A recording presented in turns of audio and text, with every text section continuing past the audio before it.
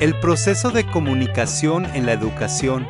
Poseer técnicas de comunicación sofisticadas asegura el éxito en todo en lo profesional, científico, educativo, social y personal. El Salón de Oratoria de la Universidad de Cantabria potencia el arte conversación entre profesores que deben utilizar la comunicación y el lenguaje, incluyendo los sentidos para sus actividades laborales, institucionales, sociales o científicas, y requieren este conocimiento para que el propio docente busque convertirse en un excelente comunicador educativo.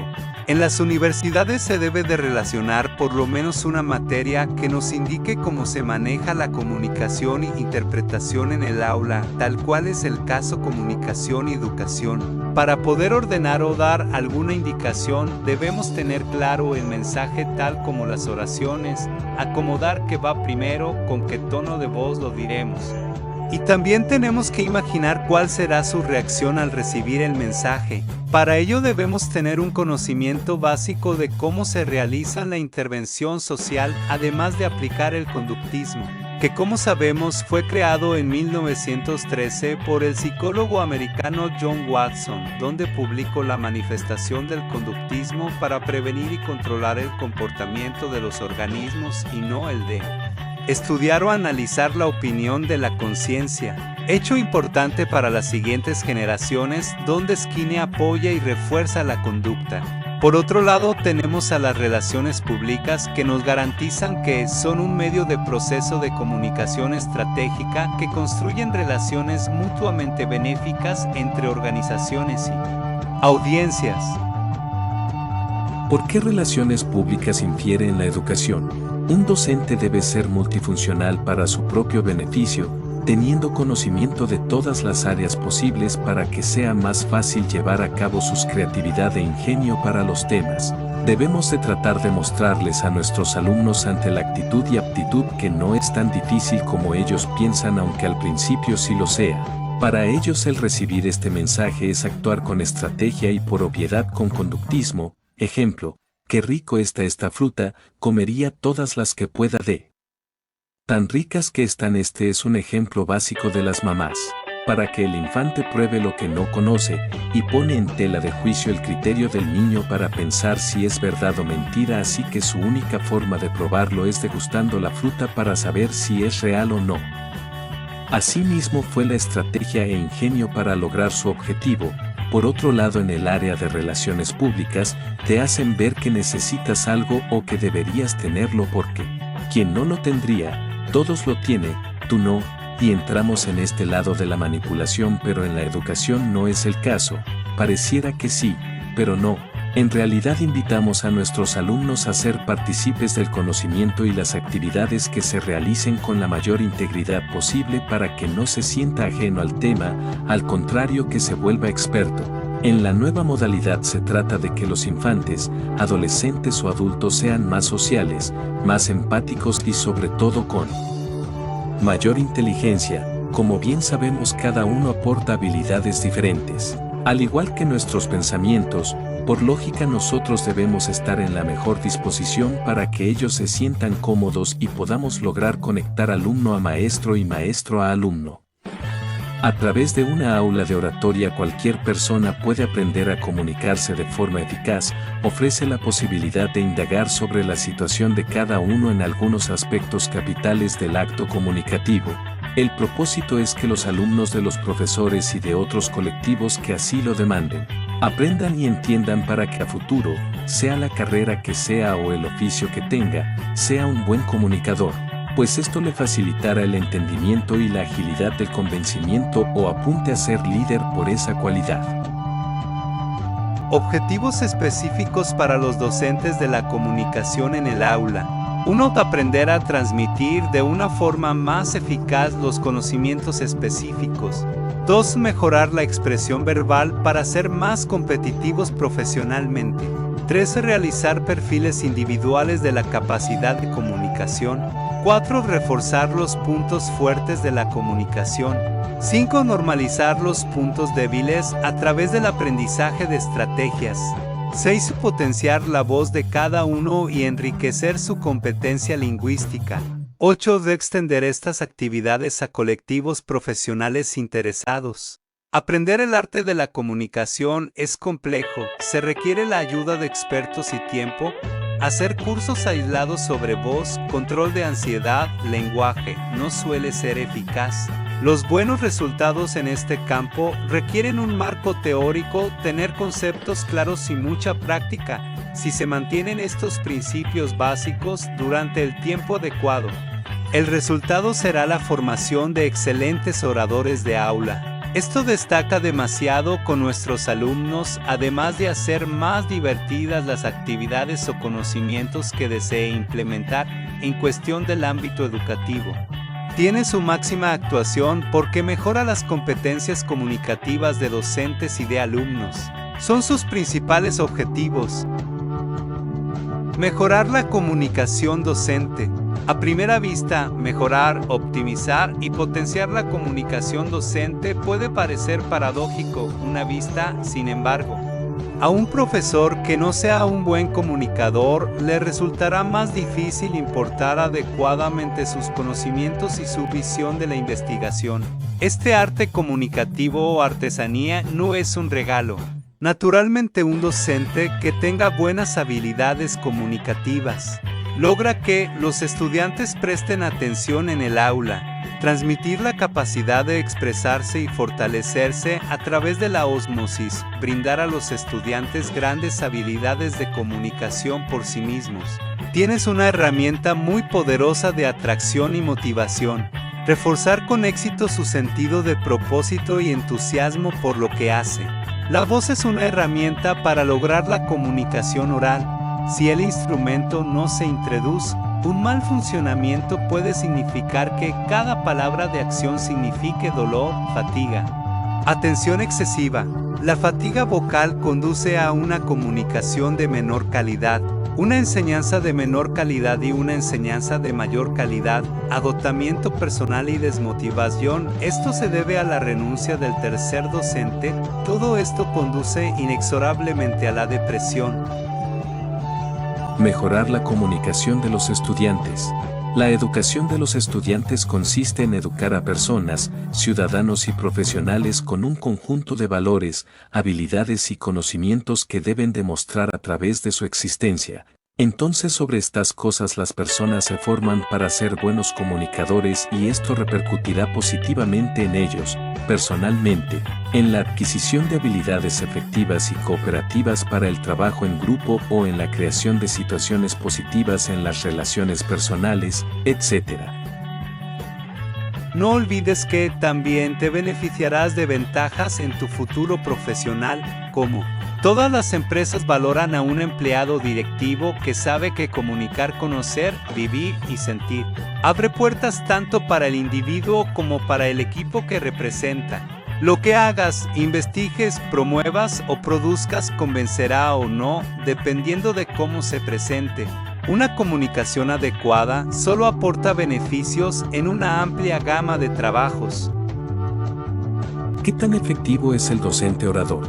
El arte de hablar se puede definir como creer en, es decir, deje que el oyente, alumno, sepa lo que siente el comunicador y comprenda sus intenciones.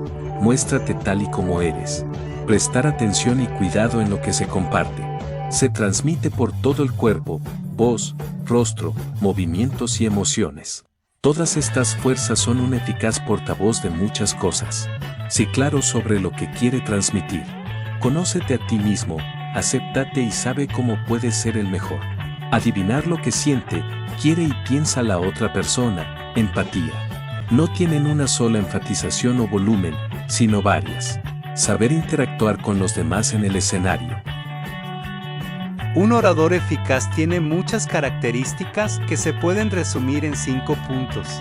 Es consciente de sí mismo, sabe utilizar correctamente su voz y sabe exactamente lo que va a hacer. Es un gran comunicador y por eso envía mensajes y tiene respuestas a su favor perfectamente. Su personalidad es equilibrada, lo que le permite conocer a los demás y adaptarse a diferentes situaciones, contextos y estilo de voz o ánimo.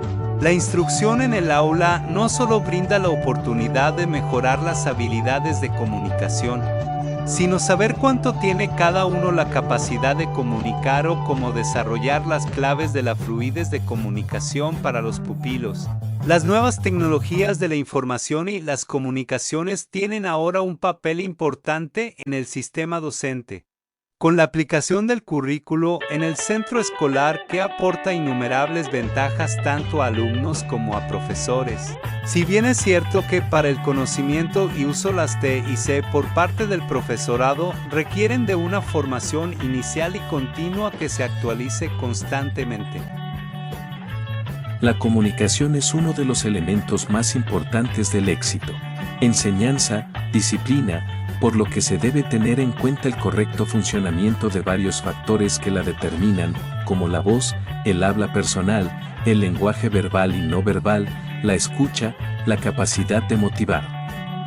La comunicación es un arte eficaz con el que uno no nace experto, se aprende, se mejora, se experimenta y nos volvemos expertos a base de la experiencia, además de desarrollar más nuestros sentidos de percepción para que sea el principal canal y poder conectar con las personas de alrededor para llamar su atención, y sobre todo brindar la información donde se es requerida. Clave inicial, pautas y relatos. La comunicación afable es aquella que resulta amena, cálida y convincente. El orador afable es ideal para el espectáculo y el conocimiento. Es un comunicador que reúne claridad y emoción, tiene preparada su intervención y tiene la habilidad de poder improvisar. Es hábil para pronunciar su discurso y hacerlo atractivo, amable y ágil. En definitiva, la convicción de lo que nos modela como comunicadores o voceros educativos es el concepto de cultura humanística y el gusto por la tradición literaria. Existen 4 principios de la comunicación. 1. Perspectiva argumentativa. 2. Elocuencia discursiva. 3. Negociación. 4. Atractivo del orador afable. Estos principios nos permiten afirmar que la comunicación pública es una fuente social de belleza y entendimiento. Para el orador ocasional y el profesional, el continuar en actualizaciones sociales y nuevas metodologías que se van realizando les permite tener una guía de búsqueda, aciertos y compromisos que cumplen dentro de sus funciones. 1. Del discurso como argumentación. Perspectiva argumentativa. Cuando se hace la pregunta ¿cómo armar una argumentación?, se está en ámbito de la lógica informal, puesto que trabaja con el lenguaje cotidiano y el no formalizado. Además, el estudio de la argumentación incorpora elementos que son propiamente lógicos, sino psicológicos, ironía, ridículo, aplomo, entre otros, y sociológicos, propaganda, consenso, contexto institucional, social o cultural, entre otros. Esta es de nuevo la perspectiva pragmática, puesto que introduce en lo fundamental las ideas de lo convenido y consensual. Además, porque la argumentación implica la noción de diálogo en el que se pretende el intercambio de argumentos. En la lógica formal tan solo interesa la estructura abstracta de un razonamiento. En la informal se tiende a analizar otros aspectos que se utilizan al argumentar, que no puede reducirse a esquemas abstractos, pero aparecen al momento de arguir a favor o en contra de una conclusión. Argumentación es la palabra usada para referirse al tipo de argumento influenciado por esos aspectos que no pueden reducirse al esqueleto puramente lógico. La lógica formal considera como su ámbito de análisis los razonamientos que pueden ser formalizados en un lenguaje especializado. Esta área de la lógica resulta ser más específica y abstracta que la informal. En esta última, los razonamientos no son modelos cerrados sino esquemas abiertos, inconclusos e inciertos, mientras que la lógica formal se preocupa por la validez o invalidez de los razonamientos. La informal pone énfasis en la solidez de la argumentación y en los aspectos persuasivos. Ambos ámbitos de la lógica se ocupan del estudio de la inferencia. El discurso. El discurso no debe ser extenso porque se vuelve tedioso y un auditorio convulsivo puede tornarse pasivo. Cualquier concurrente se fastidiará y se irá. Si no puede retirarse, hablará con el vecino, o es muy posible que termine dormido. La vivacidad francesa, por ejemplo, no acepta la monotonía de la exposición. Si el carácter de la nación es frío, como el de los americanos del norte, muy difícil será entusiasmarlos. A esta clase de espectadores no les interesa que la exposición sea larga o corta. Pueden permanecer muchas horas sin escuchar, y las palabras del orador caerán como lluvia. Recordemos que el contexto es importante ya sea en el estado o país, pues hay temas que no se tocan por respeto, por seguridad y sobre todo el ser empático y amable dará buenos puntos ante la promoción del discurso. 2. Elocuencia, el arte de hablar, postura, ademán, gesto y voz. Todos los géneros y estilos de elocuencia tienen como objetivo conmover y convencer. El arte de hablar debe distinguirse según las circunstancias en el que éste se desarrolla. Una buena interpretación de la oratoria debe tener en cuenta algunos aspectos: el espíritu del país, la naturaleza del idioma, del ambiente que lo rodea y del público. Hay diferentes tipos de hablantes, los que improvisan, los que memorizar y los que leen lo que van a decir. La interpretación y estilo varían de la personalidad de cada persona, pues es parte de su esencia, como se comentaba en temas anteriores sobre la educación. La elocuencia tiene dos propósitos identificados con su propósito de condición auténtica del convencimiento y el de conmover. Estas características definen muy bien el objetivo para el cual existe. La persona elocuente, con su estilo, utiliza el instrumento de su voz fluida para comunicar determinado pensamiento y sembrar ideas en el auditorio congregado para escucharlo de acuerdo a la causa que se encuentra o por la cual se encuentra empleando al ser orador en ese momento. La improvisación de las palabras es espontánea y si acaso súbita o repentina y brota del caudal de su ilustración para decir lo que siente y lo que se propone.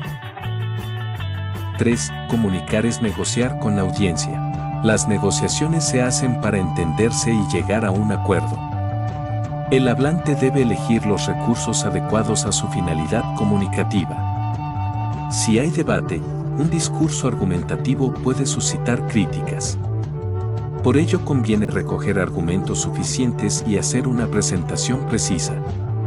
El desacuerdo con las opiniones del hablante es esperado y digno de gratitud porque muestra atención y reconocimiento. Ante un desacuerdo, es preferible no ponerse a la defensiva. En el debate era aconsejable desviarse hacia cuestiones menores o periféricas. Si el público no está de acuerdo con algunas de las razones que presentamos, podemos destacar aquellas otras en las que hay acuerdo. Al respecto, el filósofo Baltasar Gracián sostiene que es tan difícil decir la verdad como ocultarla. La comunicación nos enseña que podemos avanzar mediante frases, paso a paso. El debate nos llama a revelar y ocultar, a conocer o rechazar, para llevar la negociación a un buen fin. Atractivo del orador afable. Es un orador gentil y afable, intenta mezclar claridad de movimiento y sugestión. La claridad se alimenta de la simplicidad y la facilidad de comprensión. Comienza por adaptar las características de la audiencia, para ello utilizamos cada concepto y explicamos su significado. Usamos sinónimos y evitamos añadir tonterías que requieran un esfuerzo innecesario. Dividimos la promoción en partes bien definidas. Comenzamos con temas familiares y continuamos con otros nuevos y originales. Elegimos información que nos lleva a una explicación clara para no cansar al público. Resumamos lo que pensamos. Un orador afable combina transparencia con emoción. Cita historias y anécdotas. Autores, acertijos y preguntas lanzadas al aire para despertar emociones. Para que un mensaje sea eficaz, lo mejor es estar preparado, pensado, organizado y expresado correctamente. La idea es crear imágenes con palabras, símiles, metáforas, analogías, pero se determina que los programas se adapten a la audiencia. Tenemos un recuerdo del filósofo Arthur Schopenhauer sobre la simpatía que provoca un orador afable. El cambio es lo único inmutable. Interpretémoslo en un sentido particular, como un elogio del poder de la palabra. La comunicación pública tiene un interés considerable para desarrollar afectos y vínculos sociales. Dedicamos nuestra atención y capacidad a comunicarnos. Es importante realizar un recuento del día para repasar las cosas que hacemos día a día. La clave para distinguir lo importante, hacerse una pregunta sencilla: ¿qué nos pasó hoy? En los hechos destacan los encuentros de comentarios, emociones, malentendidos, promesas, ironías, sueños, logros, metas, etc. Con el tiempo, solo recordaremos un porcentaje de lo significativo que le demos de manera simbólica, tal cual como algunas críticas constructivas, confidencias, un no o un sí que tanto esperábamos. Por cómo funciona nuestra memoria, estas son las cosas que merecen ser recordadas.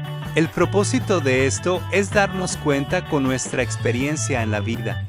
Docente etc. Al descubrir las claves que nos han guiado en la formación comunicativa escolar en todos los grados en los que asistimos. La técnica puede sonar básica, pero el conocimiento de la tradición y sus autores son un tesoro. Los oradores representan el deleite de aciertos, entre ellos grandes ejemplos como Ramón Gómez de la Serna, Jorge Luis Borges y Julio Cortázar. La concepción del método que así queda determinada no es la única concepción posible. Pareciera que la metáfora de la construcción hubiera orientado de manera muy definida la investigación acerca del método y al darle esa orientación, hubiera excluido otras posibles maneras de concebir el método y otras funciones importantes de este.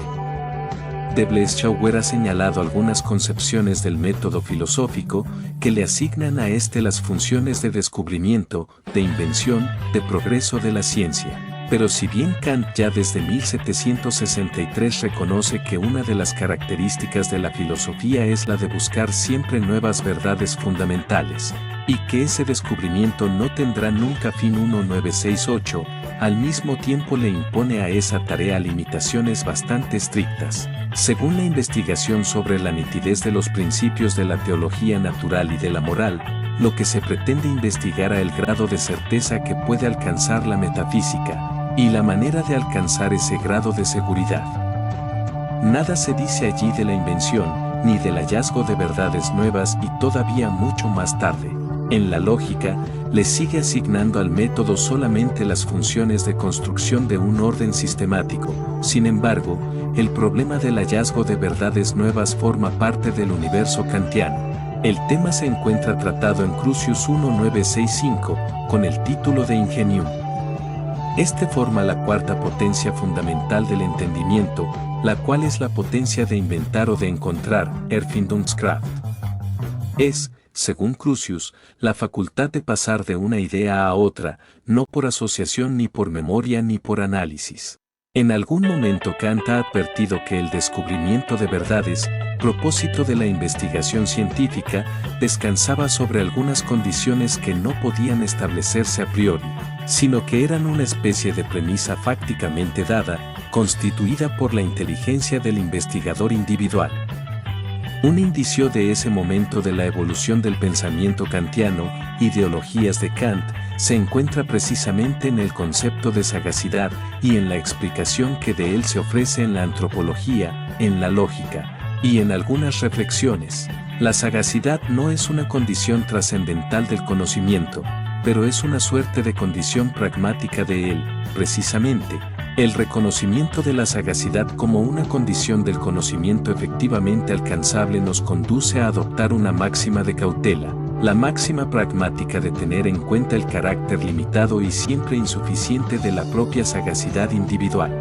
Acerca de esas máximas pragmáticas del conocimiento escribe el investigador español Pedro Jesús Teruel que las máximas así incorporadas permiten potenciar la destreza y la perspicacia y ayudan a aproximarse a la sabiduría. La didáctica de la antropología hay un párrafo que trata de un cierto talento natural, el don de indagación, que suele intervenir en el descubrimiento de algo nuevo en las ciencias. Ese don se llama la sagacidad. De la sagacidad o del don de indagación, para descubrir algo que está escondido, ya sea en nosotros mismos o en otro lugar, se precisa, en muchos casos, Un talento particular de saber cuál es la mejor manera de buscar, un don natural de juzgar de antemano judici praevi donde podría encontrarse la verdad, de seguirles el rastro a las cosas y de aprovechar los mínimos indicios de afinidad para descubrir lo buscado o para inventarlo. La lógica de las escuelas no nos enseña nada sobre esto. Sin embargo, hay gente que tiene un talento para descubrir los tesoros del conocimiento, como si lo hicieran con una varilla de rabdomante en la mano, sin haberlo aprendido. Lo cual no pueden tampoco enseñárselo a otros, sino que solo pueden mostrárselo a estos, ya que es un don natural.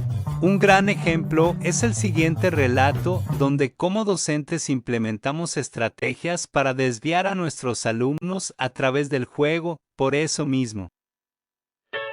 Una noticia de prensa relató un ejemplo del valor de la comunicación. Concretamente, revelaba la importancia de la perspectiva con que se concibe el mensaje.